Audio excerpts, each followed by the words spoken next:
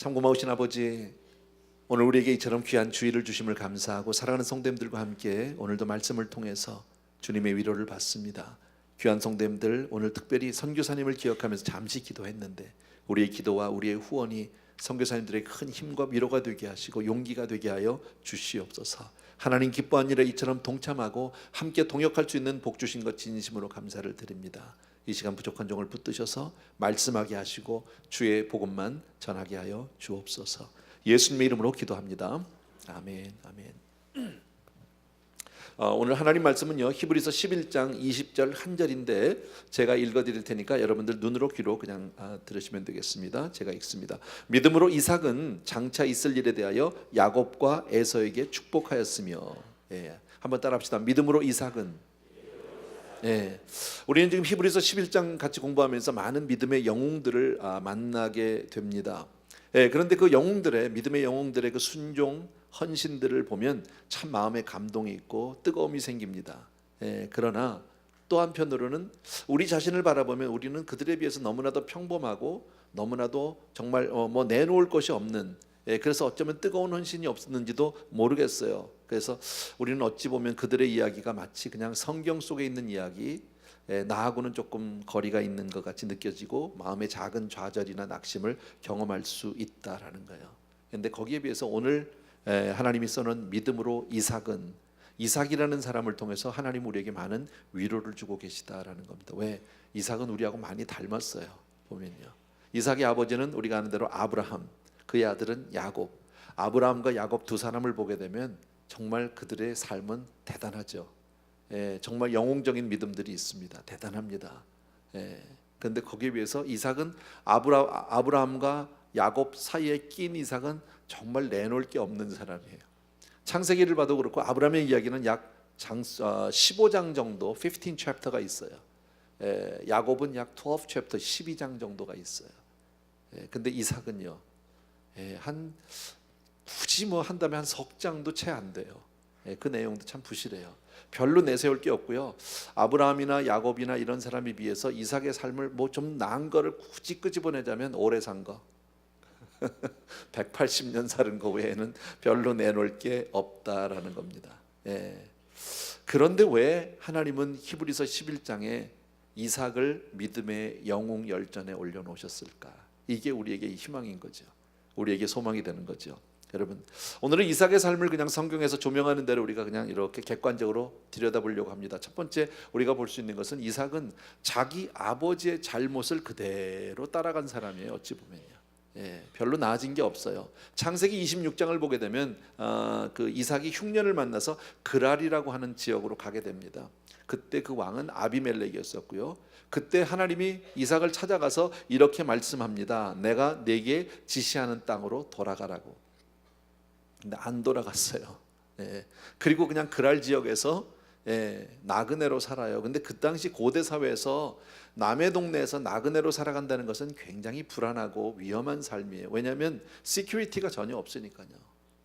어떠한 법적인 보호도 조치도 받을 수 없는 그런. 근데 거기다가 이삭은 또 하나의 위험이 있었어요. 불안함이 있었어요. 그게 바로 뭐냐면 자기 아내예요. 아내가 아마 리브가가 이뻤던 것 같아요. 사람들이 자꾸 물어봐요. 그 여자는 누구냐고, 그 처자는 누구냐고 자꾸 물어보는 거죠. 그래서 결국은 자기가 살기 위해서 뭘 하게 되냐면 내 누이 동생이라고, 이렇게 자기 아버지가 했던 일을 그대로 like father like son, 똑같은 거죠.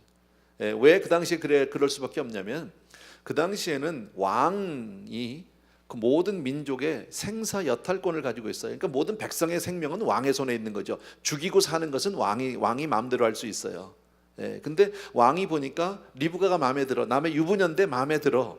그러면 남의 유부녀를 데려오는 것은 일리걸이에요. 불법이죠. 근데 국민의 생명권이 왕에게 있으니까 남편을 죽이는 것은 합법이잖아, 리걸이잖아. 남편을 죽이고 나면 여자는 혼자잖아. 그럼 데려올 수 있어. 무슨 말인지 아시겠어요? 그래서 아브라함도 그게 두려웠고 이삭도 지금 그것이 두려웠던 것을 성경이 얘기한다라는 겁니다. 뭐 한 가지 우리가 우리 자신을 좀 우리 자신에게 적용해 본다면, 혹시 그 아버지의 잘못을 그대로 답습하는 아들을 보면서 혹시 나는 내 자녀가 닮으면 안 되는 그런 혹시 잘못이나 나쁜 습관은 없는지 check on me, 나를 좀 보셔야 돼요. 혹시 우리 아들은 이렇게 살면 안 되는데 내 딸은 이렇게 살면 안 되는데 하는 게 있다면 빨리 끊어내시고 버리셔야 돼요. 그런가 하면 또 자기 아버지보다 조금 나은 것도 있었어요. 바로 뭐냐면 이삭은 나이 40살에 결혼을 하게 됩니다. 성경을 창세기를 보면요. 근데 무려 20년 동안 자식을 낳지 못했어요. 자기 아버지는 어떻게 했죠? 아이가 안 생기고 그러니까 첩을 얻었단 말이에요. 하갈, 첩이라고 그래야 되는지 모르겠지만 어쨌든요. 자, 이삭의 입장에 한번 서보십시오. 자기 아버지가 자기를 100살에 낳고 보통 귀한 아들로 큰 게 아닙니다. 그런데 자기 아버지에게 시시때때로 들었던 이야기가 있을 거예요. 뭐예요? 하나님이 나를 축복하셨다는 거지. 너로 큰 민족을 이룬다는 거죠. 하늘의 별처럼 바다의 모래처럼 그렇게 내 가정을 축복해 주겠다고 그러는데 이삭은 자식이 없어. 자기 아버지도 자기 하나밖에 없고 자기도 나이가 들어가고 거의 20년이 돼가는데도 자식이 안 생겨. 그 말이 믿어질까요? 여러분, 현실감이 너무 없는 거죠. 하나님의 말씀이요. 그런데도 이삭은 첩은 안 얻었다. 이건 잘한 거죠, 여러분. 이삭의 삶을 보면 아까도 말씀드린 대로 아브라함이나 야곱의 삶과 비교해 보면 굉장히 소극적인 삶이에요. 굉장히 내성적인 사람이에요. 별로 내놓을 게 없어요. 왜 그랬을까 생각해 보니까 자기 아버지 아브라함의 그 많은 재산과 지위를 별 어려움 없이 그냥 물려받은 사람이에요. 크게 삶 가운데 고생을 한 경험이 없어요. 훈련받은 일이 별로 없어요. 그래서 아브라함이나 야곱에 보면 그의 일생들은 정말 롤러코스터 같은, 폭풍과 같은 그런 삶을 살아왔는데 이삭의 삶을 보면 너무나도 아주 그냥 순전한 삶을 살았다라는 겁니다. 여러분, 아브라함과 이삭은 어쩌면 그런 역경들이, 많은 그런 고난들이 그들의 그 강한 믿음을 만들어냈는지도 모르겠어요. 그런데 이삭은요, 거기에 비해서 너무나도 그냥 편안하게. 그래서 우리가 여기서도 우리 자신을 보면 우리도 자식들에게 많은 좀 재산을 주고 싶은 게 다 부모 마음 아닙니까? 근데 그렇게 물질을 주기보다는 자녀들을 차라리 고생을 시키는 게 더 낫다.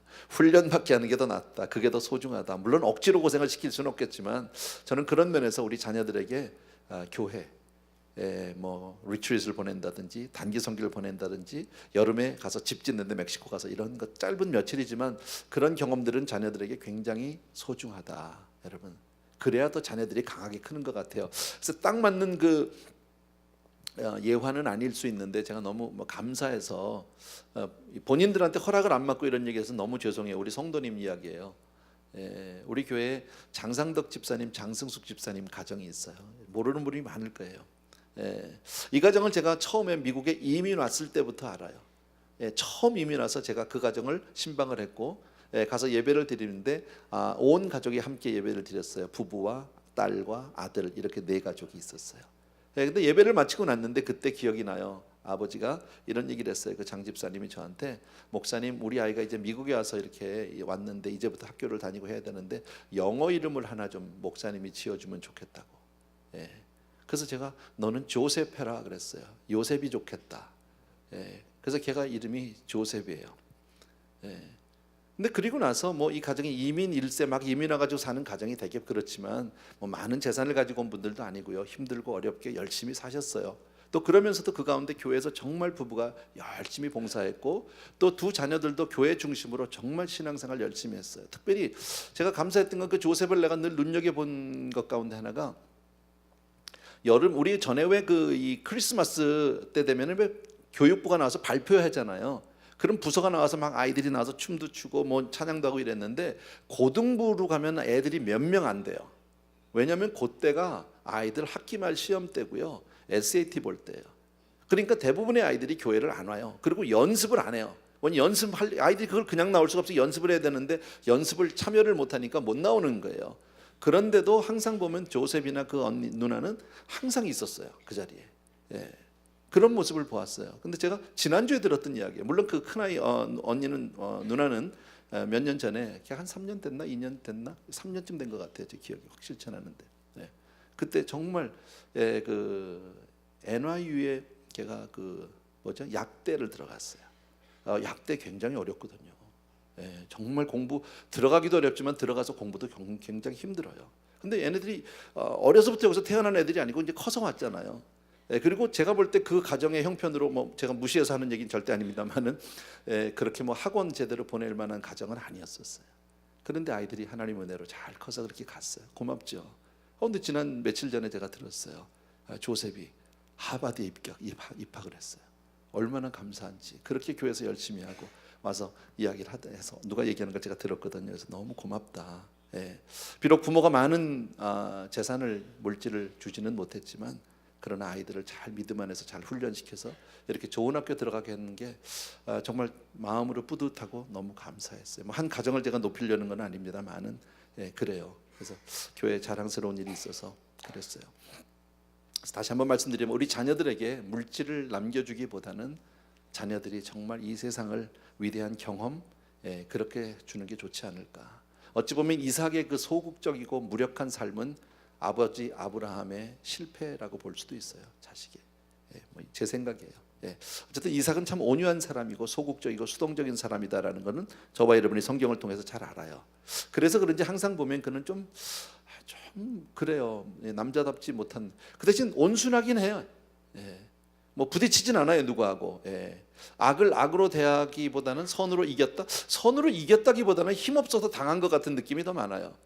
그래서 이삭은 자기의 그 배다른 형제 이스마엘하고 별로 부딪힌 얘기가 성경에 없고요. 또 자기 아버지가 그 모리아산에서 순종, 그러니까 이제 뭡니까 죽이려고 했을 때 그냥 묶여서 가만히 순종하는. 근데 그 순종도 사실은 자기가 내놓은 어떤 그 이 긍정적인 적극적인 순종이기보다는 수동적인 끌려간 순종이에요. 아버지에 의해서 어쩔 수 없이 그냥 묶여 있는 이런 그런 아들. 이삭의 삶 가운데서 내놓을 만한 게 있다면은 우물 3개 판 거거든요. 근데 우물을 왜 팠냐면 하나님이 복을 주셨어요. 속대 양떼가 많아졌는데 블레셋 사람들이 이제 물을 못 먹게 하는 거예요. 양떼를. 그럼 죽어야 되잖아. 그러니까 이제 이삭이 찾다 보니까 옛날에 자기 아버지 아브라함 때 팠던 우물을 발견하게 되는데 그 우물을 블레셋 사람들이 다 막아버렸어요. 잡동사니 막 쓰레기를 덮어가지고. 그래서 가서 우물을 파내죠. 그래서 물이 나왔어요. 그래서 양떼를 막 먹였더니 그랬더니 블레셋 사람들이 와서 하는 얘기, 이거 원래 우리 거라고 나가라고. 내가 팠잖아 열심히. 니네가 물 안 준다고 해서 내가 와서 판 거잖아. 근데 나가라고 그러니까 그냥 그래 그리고 뺏기고 가. 딴 데 가서 또 팠어. 또 나왔어. 또 그 동네 사람에서 나가라고. 그러니까 또 가. 하나 더 3번 그렇게 팠어요. 3번 팠는데 3번 다 뺏겼어요. 그게 이삭의 삶 가운데 유일한 삶이에요. 또 하나 이삭의 삶 가운데 창세기에 나타난 사건 가운데 우리가 잘 아는 그 마지막 장자를 축복하는 그 사건이 나오잖아요. 그는 하나님의 뜻보다는 자기 생각, 자기 뜻을 더 앞세운 사람. 이건 바람직한 모습은 아니죠. 너무 부정적인. 하나님의 뜻을 무시하고 자기 뜻대로 에서를 축복하려고 했었다. 아예 야곱은 부르지도 않았던 것을 우리가 잘 알죠. 왜 그랬죠? 자기가 보니까 얘가 남자다워, 씩씩해, 사냥도 잘해, 힘도 있어. 야곱은요 너무 마마보이 내지는 좀 게이같이 보였는지도 모르겠어요. 그 게이는 좀 게이다운 게 있잖아. 왜? 좀 그런 게 있더라고. 지난번에 내가 깜짝 속으로 저분 게이 아니야 이런 속으로. 지난번에 우리 지지난주 수요일인가 그 찬양 그 하시는 목사님이 오셨어요. 처음에 딱 나와가지고 섰는데 이렇게 서가지고 박수를 이렇게. 나 징그러가지고 속으로 내가 이건 뭐야 이 사람 속으로 그랬는데 그런 것 같진 않아요. 나중에 물어봤어요. 그래서 결혼했냐고 그랬더니 애도 있다고 그래서 아니구나. 자, 근데 이 사건을 리브가가 임신했을 때 하나님이 찾아와서 말씀해 주었던 사건이거든요. 요즘 같으면 뭐 울트라사운드를 한다든지 뭐 이래서 알 수도 있는데 옛날에 어떻게 알아요? 쌍둥이인지 아닌지 모르잖아요. 근데 하나님이 오셔서 너 임신했는데 쌍둥이라고. 깜짝 놀랐겠죠. 근데 큰 자가 작은 자를 섬긴다. 이런 하나님의 놀라운 계시가 있었어요.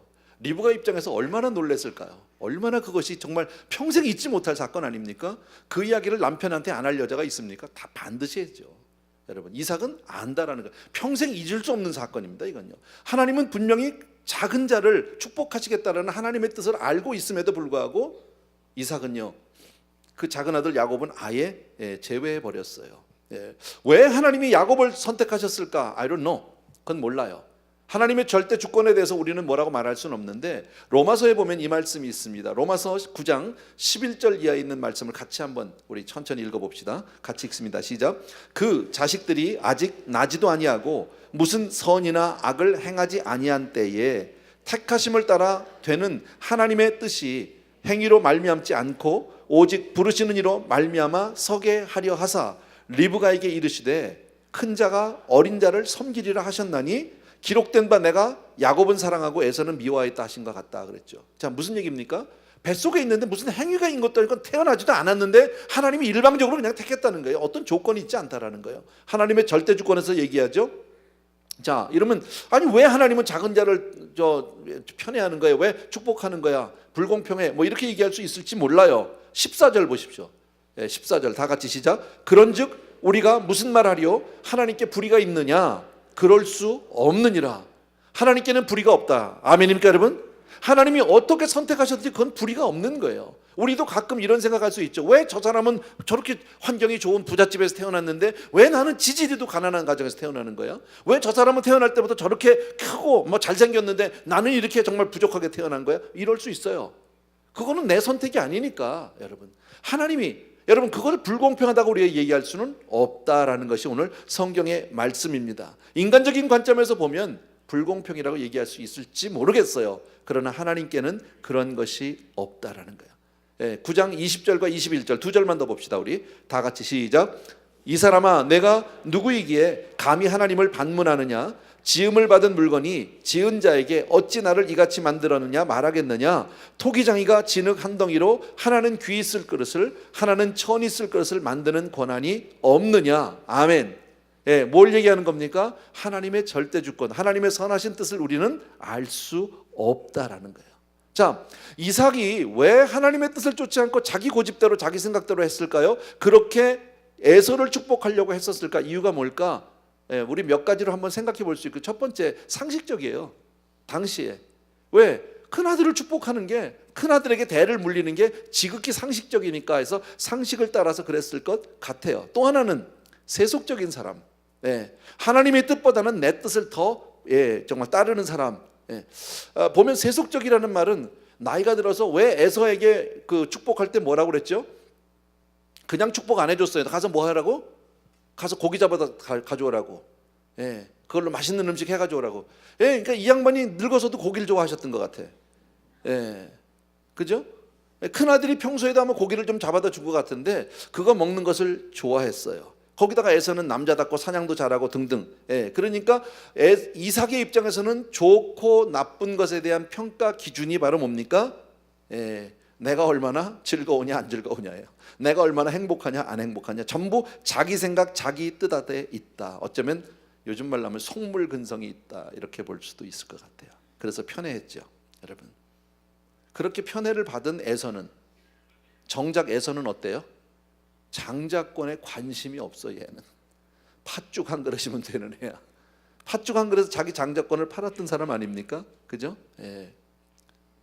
우리 부모님들 가운데 자녀를 여럿 두신 분들을 보면 자녀가 뭐 아픈 다섯 손가락 깨물어서 안 아픈 손가락 어딨냐 이렇게 얘기하지만 솔직히 그래도 마음 가는 자식이 있거든.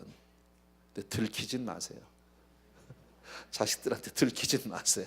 어떤 경우에도. 자, 자기 남편이 지금 잘못하는 거를 리브가가 알았어요. 지금 나이가 많아서요. 이삭은 지금 나이가 많아서 눈이 어두워서 지금 구별을 못할, 앞이 잘 보이지 않는 그런 나이가 됐고, 그러면 뭐 리브가도 마찬가지 아닙니까? 그런 나이가 됐습니다. 근데 나이가 들어가면서 우리가 알지만 부부지간에 나이가 들어가면 집안에서 여자 목소리가 세죠. 그게 사실 아니에요. 남자들은 갈수록 이렇게 작아지잖아. 이 나이쯤 돼가지고 부인이 남편한테 못할 얘기가 있겠어요? 없죠. 남편이 잘못하면 아니 장로님 거 잘못하는 거라고, 영감 무슨 소리냐고, 정신 차리라고, 하나님 뜻이 지금 야곱인데 왜 이해해서 뭐 이렇게 나갔어야 되는데 그 얘기를 안 해요. 제가 전에 이런 질문을 드린 적이 있었잖아요. 제가 만든 질문인데, 여러분 만약에 여러분이 이런 환경에 이런 시츄에이션에 처했다, 남편이 지금 내 남편이 지금 잘못하는 것은 내가 알았다, 하나님 앞에 지금 잘못하고 있다, 여러분 같으면 어떻게 하겠냐? 1번 남편에게 가서 그대로 얘기한다. 남편을 설득한다. 1번. 2번 그 다음날부터 새벽기도 작정하고 남편을 위해서 기도한다. 3번 목사님하고 상담한다. 4번 작은 아들하고 짜고 사기치기로 한다. 1, 2, 3, 4번 중에 어느 거냐고 택하려면. 근데 가장 안 될 법한 4번을 택한 사람이 리브가라고. 그잖아요. 이삭하고 짜가지고 자기 남편 사기치잖아. 그래서 에서 대신 축복받게 한 사건이 우리가 그 유명한 사건 아닙니까? 예. 그러니까 가장 있을 수 없는 일이 벌어졌다라는 겁니다. 왜 이 가정이 이렇게 됐을까, 여러분? 예, 아까도 말씀드린 대로 이삭의 모습을 종합해 보면 정말 한 게 없어요. 한 게. 오래 산 거하고 운물 세 개 팠다가 뺏긴 거밖에 한 게 없는 사람이에요. 별 볼 일 없는 사람이에요. 사교적이지도 않아요. 늘 조용하고 그저 남한테 그냥 누가 뭐라 그러면 그냥 이렇게 밀리는 사람, 그저 하자는 대로 하는 그런 사람인데 그 상황적으로 이럴 것 같아요. 리브가 가서 얘기하지 않았을까 어쩌면?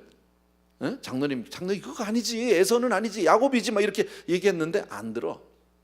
이상한 그 똥꼬집이 있어. 예. 그런 사람들 있죠, 여러분. 그죠? 예. 밖에 나가서는 한말도 안 하고 그냥 다 해당 대로 해주고 이러는 사람, 집에 와서 그냥 마누라한테만 큰 소리 치고 끝까지 자기 고집을 안 굽히는 이런 별로 좋은 모습은 없어요. 나 이러면 이삭을 어떻게 만나야 될지는 모르겠는데 천국 가서 예. 여러분 이런 사람이에요. 제가 이제 말씀드리고 싶은 건 좀 시간이 지났지만 이제부터예요, 사실은요. 근데 왜 하나님은 그런 이삭을 믿음 열전에다가 올려놓으셨느냐, 이제 그게 오늘 우리가 생각할 부분이에요. 이삭이 잘못한 걸 얘기하고 싶은 게 아니라 그가 하나님의 뜻을 일단 깨닫고 난 다음에는 요지부동이라는 거예요.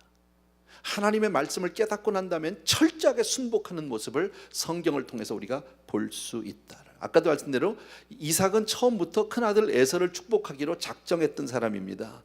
예, 그런데 자기 아내가 어쨌든 뭐 사기를 쳤든지 이래가지고 대신 야곱이 그 축복을 받고 났죠.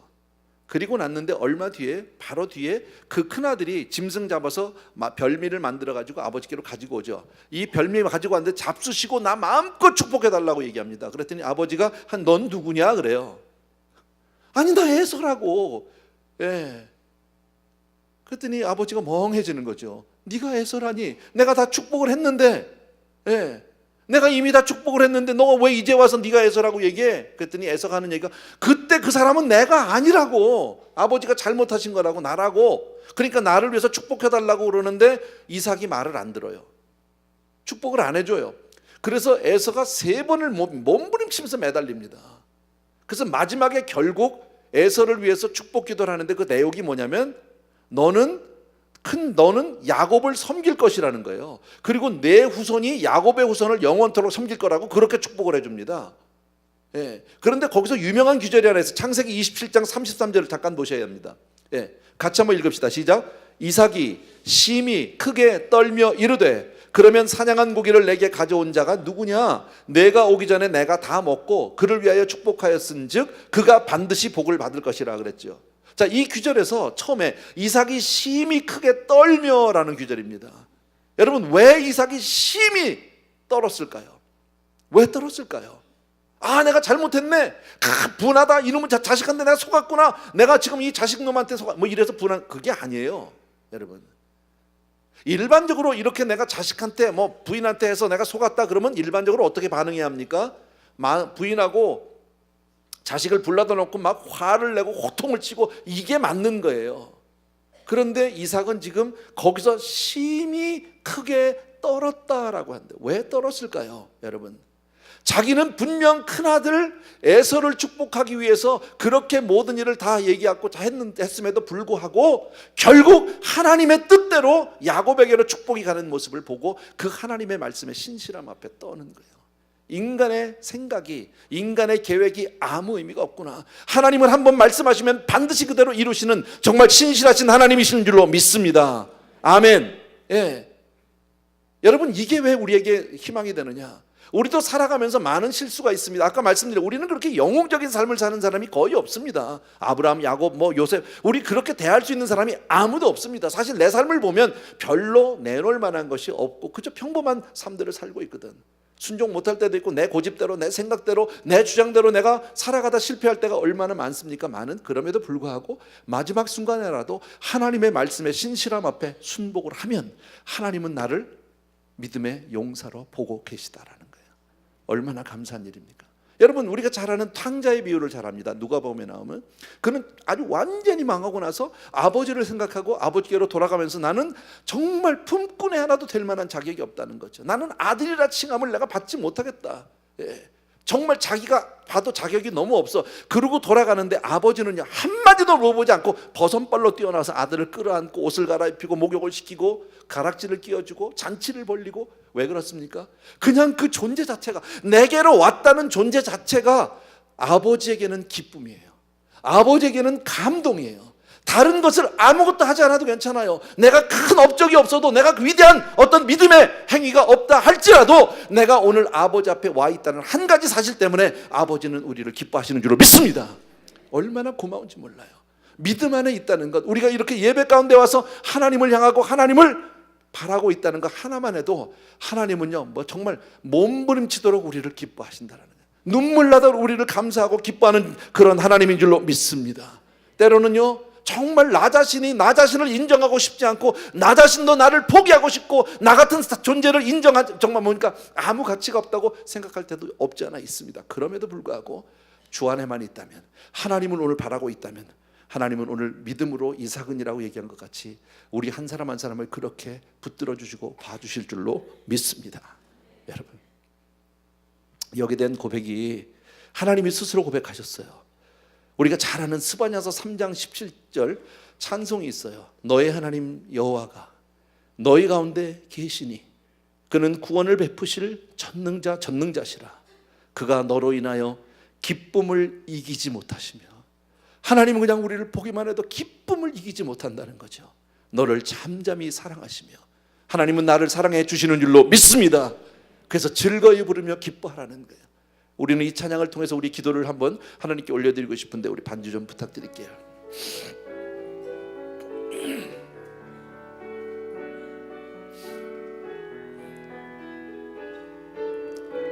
조금만 천천히 합시다. 우리 너의 하나님, 너의 하나님 여호와가 너희 가운데 계시니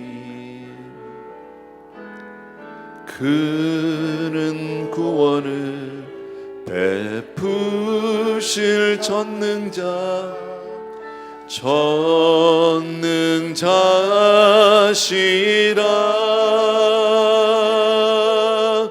그가 너로 인하여 기쁨을 이기지 못하시며 너를 잠잠히 사랑하시며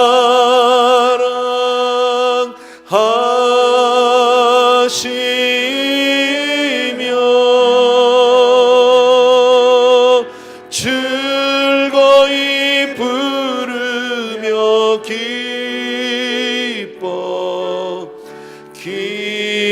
기뻐하시리. 자리에서 우리 다 일어나셔도 다시 한번 기도하는 마음으로 너의 하나님, 너의 하나님 여호와가 너희 가운데 계시니 그는 구원을 베푸실 전능자시라.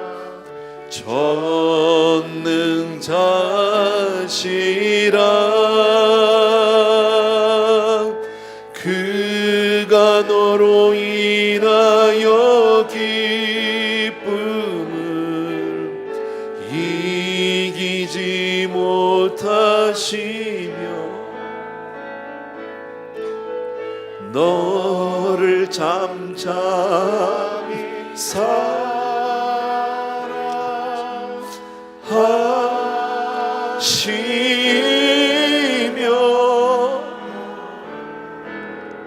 즐거이 부르며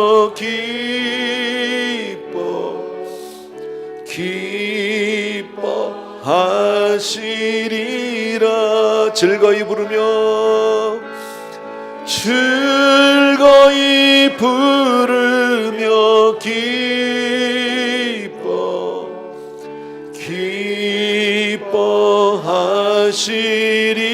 기뻐하시리라. 아멘, 아멘. 사랑하는 우리 아버지 하나님, 오늘 이삭의 삶을 통해서 하나님 우리를 위로해 주시니 진심으로 감사합니다. 우리는 성경에 나오는 그런 많은 믿음의 영웅들처럼 그렇게 특별한 삶도 대단한 헌신도 아버지 하나님 그러한 순종도 없음을 솔직히 고백합니다. 그러나 우리가 오직 믿음으로 주님 앞에 순복하고 주님을 바라고 주님을 의지할 때 아버지 하나님 우리 한 사람 한 사람을 믿음의 용장으로 보아주시는 아름다운 하나님의 은혜 진심으로 감사드립니다. 사랑하는 아버지 하나님, 우리 귀한 성도님들 한 분 한 분이 하나님 앞에 그 존재 자체가 아버지 하나님 이미 하나님의 기쁨이 되고 정말 하나님의 사랑이 된 줄 진심으로 감사를 드립니다. 우리 사랑하는 성도님들 한 분 한 분이 정말 이 사랑을 늘 잊지 않게 도와주시기 원하고 하나님의 사랑에서 한치도 떠나는 그런 일이 없도록 주여 축복하여 주시옵소서. 오늘도 귀한 예물들을 정성껏 준비하고 하나님께로 올려드리는데 사랑하는 아버지, 이것이 우리의 헌신이고 고백이고 삶입니다. 주를 향한 우리의 고백이고 믿음의 헌신입니다. 주님, 우리 귀한 성도님들을 받으시옵소서. 이제는 우리 주 예수 그리스도의 은혜와 하나님 아버지 그 무한하신 그 사랑하심과 성령님의 오늘도 한 분 한 분을 위로하시고 붙들어 주시고 끝까지 주님의 기쁨 주님의 사랑 되게 해주시는 놀라운 은총이 이 자리에 있는 모든 사랑하는 성도님들을 위해 이제로부터 영원토록 함께 계실지어다. 아멘.